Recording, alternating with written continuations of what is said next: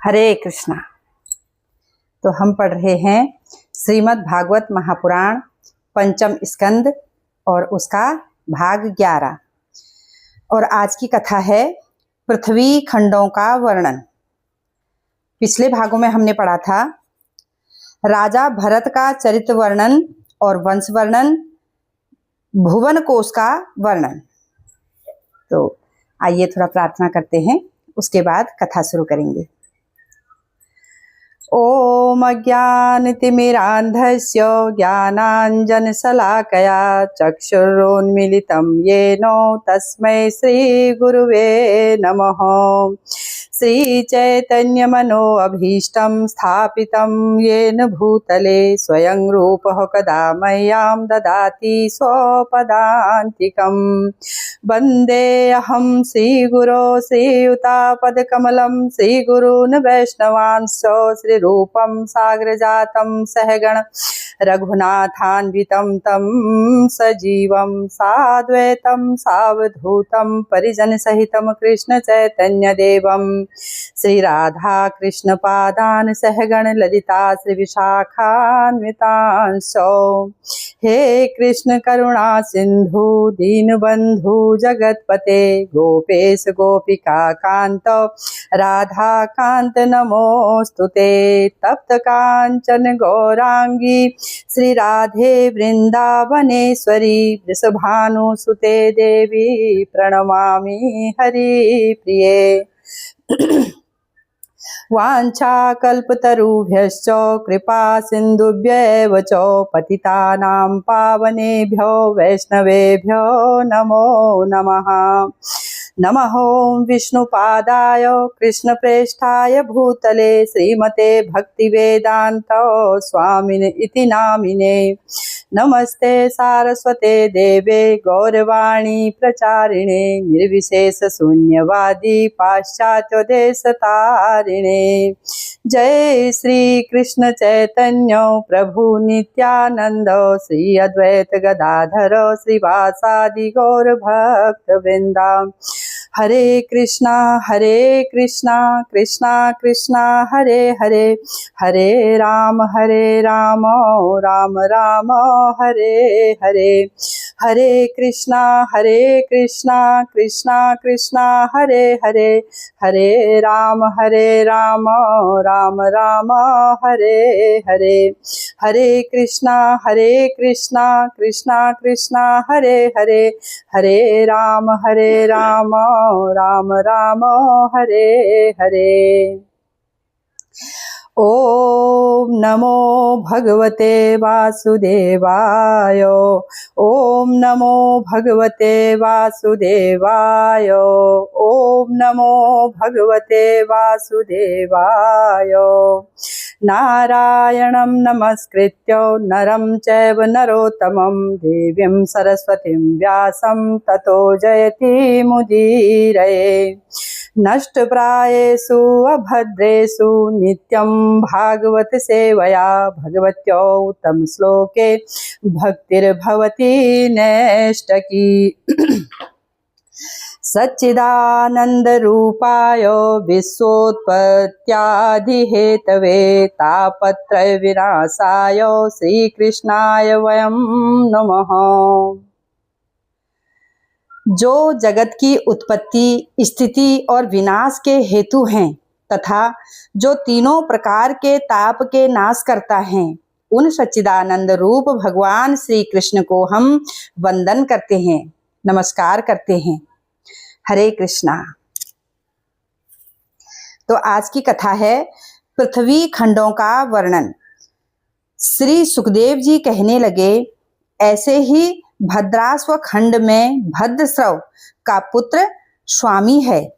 उसके सेवक भगवान की हयग्रीव अवतार की मूर्ति को हृदय में स्थित करके इस मंत्र को ओम नमो भगवते धर्मायामा विशोधनाय नमः जपते हैं।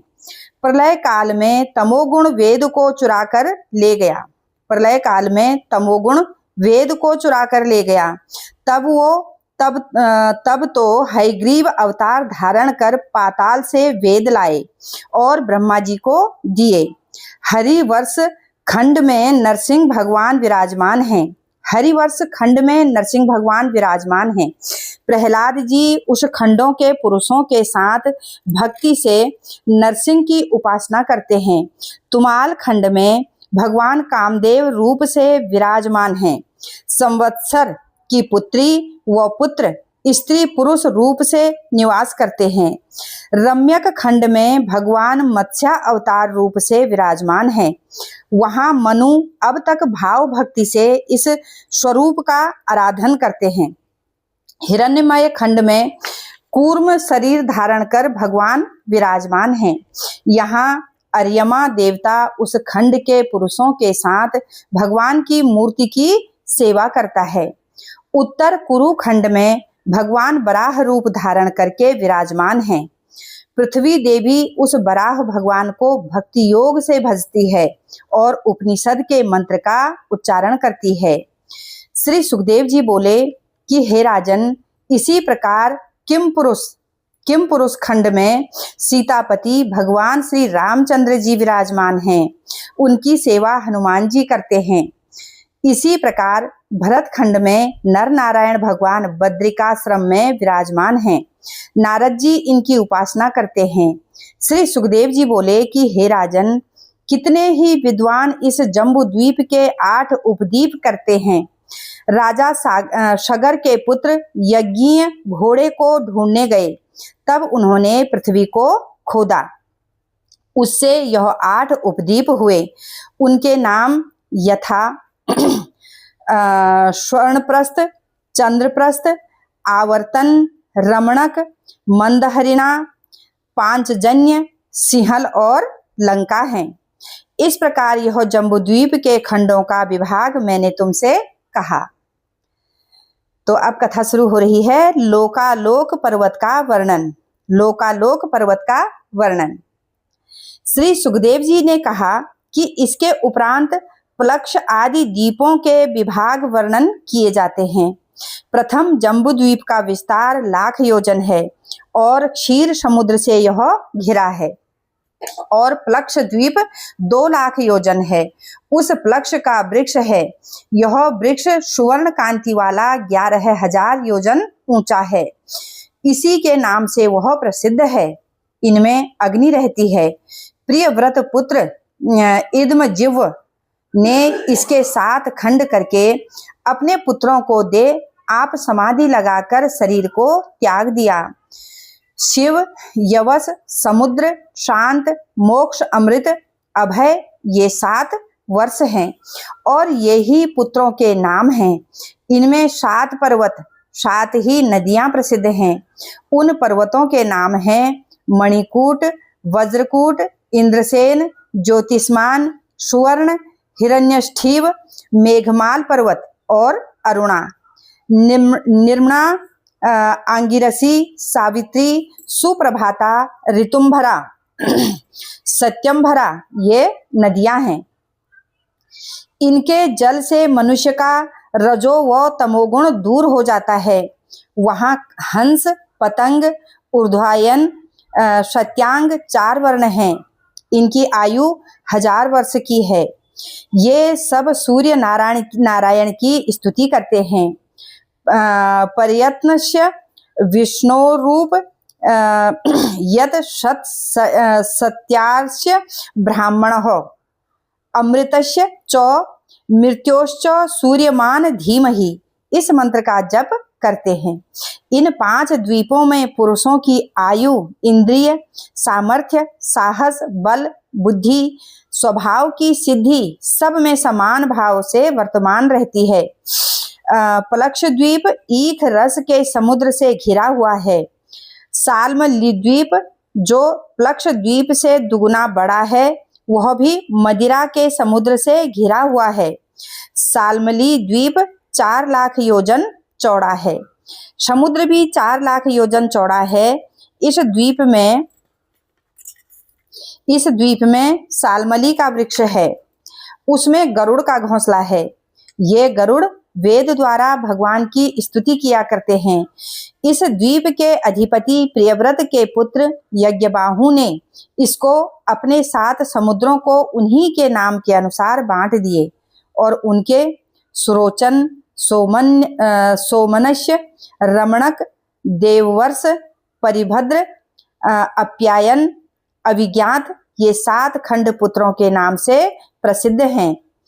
इन 7 खंडों में स्वरस, शतसृग, वामदेव, कुंद, रजनी, नंदा, राका ये 7 नदियां हैं। इन खंडों में श्रुतिधर, वीरेश्वर, वसुंधर, ईशधर 4 वर्ण हैं। ये लोग चंद्र भगवान का वेद मंत्रों से पूजन करते हैं। इसी प्रकार 8 लाख योजन का कुशद्वीप है और घृत समुद्र इसके चारों ओर है। इस द्वीप में देवताओं का बनाया हुआ एक कुश का स्तंभ है। यह कुश स्तंभ अग्नि के समान प्रकाशवान है और 10 दिशाओं को सर्वदा प्रकाशित करता है। हे राजन, इस द्वीप का अधिपति प्रियव्रत हिरण्यरेता हुआ। उसने द्वीप 7 पुत्रों को बांट दिया और आप तप करने चला गया। वसु, वसुदार, दृढ़ रुचि, नाभिगुप्त, स्तुत्य, व्रत, विवक्त, वामदेव इन 7 के 7 पुत्र हैं। इन्हीं के नाम से 7 खंड हैं तथा इन 7 खंडों में 7 पर्वत और 7 नदियां हैं। उनमें से चक्र, चतुश्रृंग, मित्रावदा, श्रुतिबिंद, देवगर्भ, धृतच्युता, मंत्रमाला ये 7 नदियां हैं। कुशल, कोविद, अभियुक्त, कुलक ये चारों वर्ण रहते हैं और अग्नि का पूजन इस मंत्र से करते हैं कि हे अग्नि, भगवान को आप हव्य पहुंचाते हो, इस कारण इस पूजा को भगवान को पहुंचाओ। कुशद्वीप के बाहरी भाग में क्रौंच द्वीप है। यह 16 लाख योजन चौड़ा है। यह क्षीर समुद्र से घिरा हुआ है। इसमें क्रौंच नाम एक पर्वत है। इसके किनारे और कुंज स्वामी कार्तिक ने तोड़ दिए, तथापि क्षीर सागर से सिंचे जाने के कारण यह सदैव निर्भय रहता है। उसका अधिष्ठाता प्रियव्रत धृतपृष्ठ था। उसने 7 खंड कर अपने पुत्रों के नाम रख विभाग कर दिया। आम, मधुरूह, मगपृष्ठ, सुयामा, भ्राजिष्ठ, लोहितार्ण, वनस्पति ये 7 पुत्र व खंडों के नाम हैं। इनमें 7 पर्वत और 7 नदियां हैं। शुक्ल, वर्धमान, भोजन, उपवहरण, उपवहन, नंद, नंदन, सर्वतोभद्र ये पर्वत हैं और अभया, अमृत पौधा, आर्यका, तीर्थवती, वृति, रूपवती, पवित्रवती, शुक्ला ये नदियां हैं और पुरुष ऋषद, द्रविण, देवक चारों वर्ण का पूजन करते हैं और इस मंत्र को जो जपते हैं कि हे जलदेव, तुमको परमेश्वर से सामर्थ्य प्राप्त हुई है, अतएव आप भूलोक, भुवलोक, स्वर्गलोक को पवित्र करते हो, सो आप हमारे शरीर को पवित्र करो। इससे आगे 7 द्वीप हैं। उसका विस्तार 32 लाख योजन है। यह दधिरस समुद्र से घिरा है। यह दधिरस समुद्र से घिरा है। इसमें शाक वृक्ष, उसमें प्रियव्रत पुत्र मेघातिथि अधिपति था। उसने इसको अपने पुत्रों के नाम से 7 खंड करके उन सब में यथाक्रम परोजव, मनोजव, पवमा, धूम्रानीक, चित्ररेफ, बहुरूप, विश्वाधर 7 पुत्रों को अधिपति किया। तदंतर वह राजा भगवान में मन को प्रवेश करने को वन चला गया। इसमें पर्वत ईशान, अरुश्रृंग, बलभद्र, शतकेसर, सहस्त्र स्तोत्र, देवपाल, निज धूति ये 7 हैं और अनग, आयुधा, उभय पृष्टि, अपराजिता, पंचपदी, सहस्त्रश्रुति, निज धृति ये नदियां हैं। इसमें रहने वाले ऋतुव्रत, सत्यव्रत, दानव्रत, अनुव्रत, वर्णधारी प्राणायाम से रज तम को दूर करते हुए समाधि योग से वायु की उपासना इस मंत्र से करते हैं कि जो वायु रूप भगवान प्राणियों में प्रवेश हो, अपनी प्राण वृत्तियों से सबका पालन करता है, वह अंतर्यामी हमारी रक्षा करें। दधी जल सागर से आगे पुष्कर द्वीप 64 लाख योजन है। यह चारों ओर जल समुद्र से घिरा हुआ है। इस खंड में ब्रह्मा जी का आसन रूप एक कमल है। मानसोत्तर नाम पर्वत इस द्वीप के मध्य में है। इसका विस्तार व ऊंचाई 10,000 योजन है। इसी के ऊपर 15 आदिक लोकपालों की 4 पुरी हैं और इसी पर्वत पर सूर्य के रथ का उत्तरायण और दक्षिणायन पर नियत काल भ्रमण करता है। इसका अधिपति प्रियव्रत पुत्र वितिहोत्र हुआ। उसके 2 पुत्र रमणक और धातिकी नाम के थे। इन्हीं नामों से 2 खंडों में इसका विभाग कर दोनों को स्वामी बना कर राजा वितिहोत्र भगवान की आराधना में लग गया। उसके रहने वाले भगवान को आगे कहे हुए मंत्र से जपते हैं। जो कर्म के रूप एक परमेश्वर अद्वितीय शांत स्वरूप हैं, उनको हमारा नमस्कार है। श्री सुखदेव जी बोले कि पूर्वोक्त द्वीप से आगे लोकालोक नाम पर्वत है, जहाँ सूर्य प्रकाश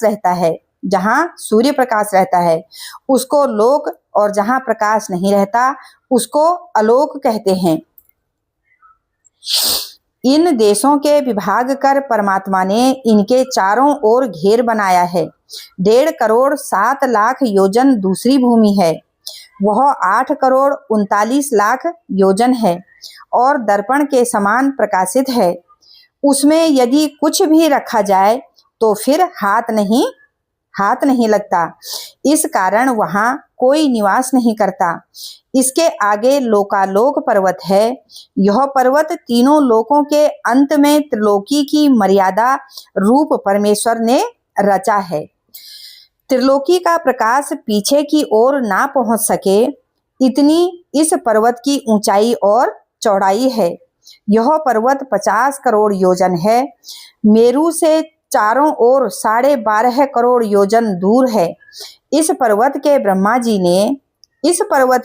जी ने ऋषभ, पुष्करचूड़, वामन, अपराजित ये 4 दिग्गज स्थित किए हैं। इन दिग्गजों की रक्षा भगवान अपने पार्षदों सहित लोकालोक पर्वत पर विराज कर करते हैं। इस आलोक से परे योगेश्वरों के बिना गति नहीं है। जो इस ब्रह्मांड के प्रमाण का निरूपण करते हैं। उत्तरोत्तर कपालों के मध्य भाग से जब सूर्य आता है, तब 25 करोड़ के प्रमाण से इस गोले में अवकाश करता है। पहले ब्रह्मांड अचेतन था। उस समय सूर्य ने वैराज रूप से इसमें प्रवेश किया। इस कारण मार्तंड कहते हैं। ब्रह्मांड इनमें से उत्पन्न हुआ, इसलिए हिरण्यगर्भ नाम प्रसिद्ध है। दिशा, आकाश, स्वर्गादि लोक, पृथ्वी, दूसरे लोक, स्वर्ग, अपवर्ग, नरक, पाताल, ये सब सूर्य ही से विभक्त हैं। देवता, पशु, पक्षी आदि, मनुष्य, सर्प, बिच्छू आदि, लता, तृण आदि सब प्राणियों के आत्मा और तेज के अधिष्ठाता सूर्य ही हैं। इस कारण सूर्य की उपासना योग्य है। तो अब कथा शुरू हो रही है। राशि संचार और उनके द्वारा लोक यात्रा निरूपण। राशि संचार और उनके द्वारा लोक यात्रा निरूपण। श्री सुखदेव जी कहने लगे कि हे राजन, इस प्रकार प्रमाण और लक्षण से भूमंडल की स्थिति कही है। प्रमाण के द्वारा कह रहे हैं कि इस प्रकार प्रमाण के द्वारा और लक्षण से भूमंडल की स्थिति हमने यहाँ पर कही है। तो इसी प्रकार खगोल का प्रमाण है। इसी प्रमाण से नभोमंडल को समझना। अब कह रहे हैं कि इसी प्रमाण से नभोमंडल को समझना। जैसे मटर, चना, अरहर, उड़द आदि की दाल की जाए तो उसके दोनों दल समान होंगे। इसी प्रकार भूगोल और खगोल है, इन दोनों के बीच आकाश है।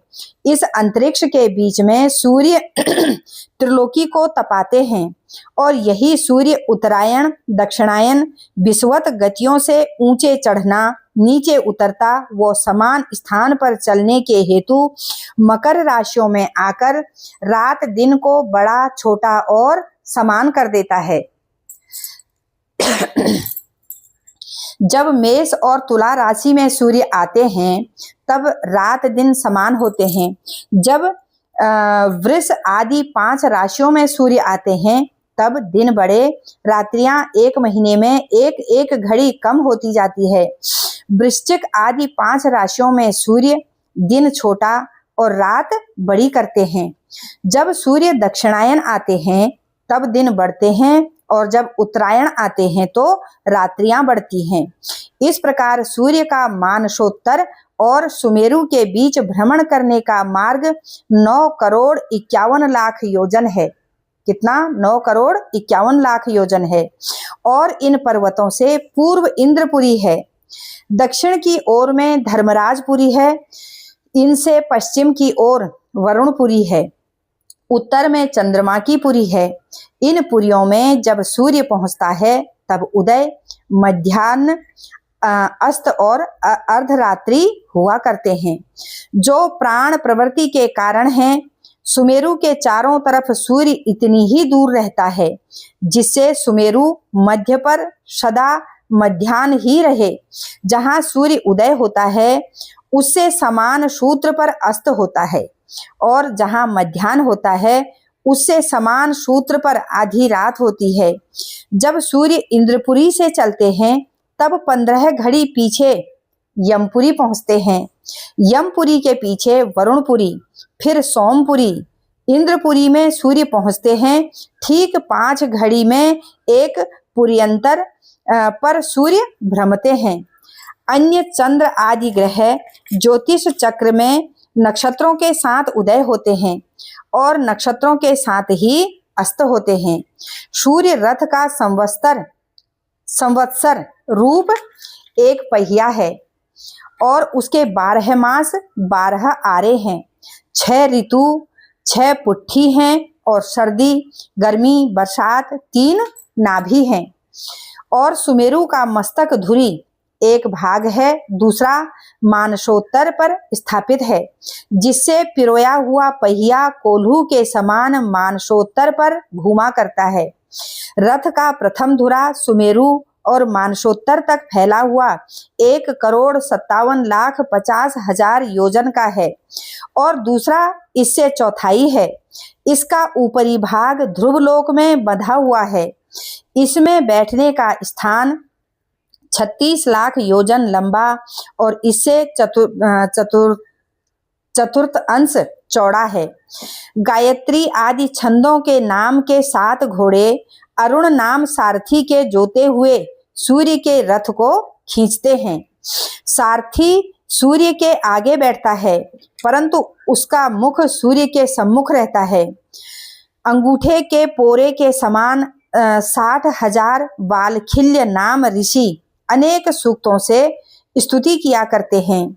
9.5 करोड़ 1 लाख योजन प्रमाण परिभ्रमण करते हुए सूर्य प्रत्येक क्षण में 2 सहस्त्र योजन और 2 कोस चलते हैं। अब यहाँ पर कथा शुरू हो रही है कि ग्रह की गति का वर्णन। ग्रह की गति का वर्णन। राजा परीक्षिति कहते हैं कि हे ब्राह्मण, आपने कहा सूर्य सुमेरु और ध्रुव की परिक्रमा करके सब राशियों के सम्मुख बिना प्रदक्षिणा किए सुमेरु को वाम करके चलते हैं, सो यह बात विरुद्ध प्रतीत होती है। इसको समझा कर कहिए। श्री सुखदेव जी बोले कि जैसे चाक घूमता है, उस चाक के साथ उसके ऊपर चींटी आदि जीव दूसरी ओर चलते हों तो भी उसे चक्र की गति के अनुसार ही दिख पड़ते हैं। वे जीव चाक के भाग को छोड़ दूसरे भाग में आ जाते हैं। यदि सूर्य भी सीधी गति से चलते हों तो एक राशि पर ही नक्षत्र पर सूर्य का रहना है। जैसे कोई मनुष्य किसी ग्राम की प्रदक्षिणा को गया हो तो दूसरा पुरुष ढूंढने को सीधे मार्ग से चलेगा तो पूर्वगत को नहीं पावेगा और उल्टा चलेगा तो उसको पावेगा। इससे सूर्य के विपरीत चलने में राशियंतर तथा नक्षत्रांतर पर हो जाना ही सूर्य के उल्टे चलने का सबूत है। मेषादिक राशियों के नाम ही महीनों के नाम हैं। यह सब मास संवत्सर के अंग हैं। सब महीने पृथक भांति के होते हैं। जैसे चंद्रमा की गति से 2 पक्ष का महीना होता है। सूर्य के 2.25 नक्षत्र भोग करने के समय को 1 मास कहते हैं। वह पितरों का 1 दिन रात है। सूर्य जितने समय में 2 राशियों को भोग लेवे वह समय ऋतु नाम से प्रसिद्ध है। सूर्य अपनी गति से आकाश से अर्धभाग में परिभ्रमण करे उतने समय को अपय कहते हैं। इसी प्रकार संपूर्ण आकाश में सूर्य परिभ्रमण करें तो उतने समय को संवत्सर कहते हैं। और 1 वर्ष में मंद, शीघ्र व समान गति के भेद से संवत्सर के परिवत्सर, ईडावत्सर, अनुवत्सर, वत्सर ये भेद होते हैं। सौर मास गणना से 6 दिन बढ़ते हैं और चंद्रमास गणना में 6 दिन घटने से 11 दिन का अंतर पड़ता है। इस प्रकार के अंतर से सौर मास और चंद्रमास आगे पीछे हो जाते हैं। परंतु 5 वर्ष में 2 अधिक मास हो जाने से हिसाब 6ठे वर्ष बराबर हो जाता है। 5 वर्ष में 2 मास 5 वर्ष में 2 अधिक मास हो जाने से हिसाब 6ठे वर्ष बराबर हो जाता है। फिर प्रतिपदा के दिन संक्रांति होने से 6ठा वर्ष संवत्सर संज्ञक होता है। दूसरा परिवत्सर, तीसरा ईड़ावत्सर, चौथा अनुवत्सर, 5वां वत्सर। इन्हीं के नाम क्रम से सौर, चांद, नक्षत्र, वारहस्पत्य और सावन हैं। इनमें सौर वर्ष के 365, चांद्र वर्ष 354 और नक्षत्र वर्ष के 324, वारहस्पत्य के 390 और सावन वर्ष के पूरे 360 दिन होते हैं। सूर्य की किरणों से लाख योजन ऊपर चंद्रमा है।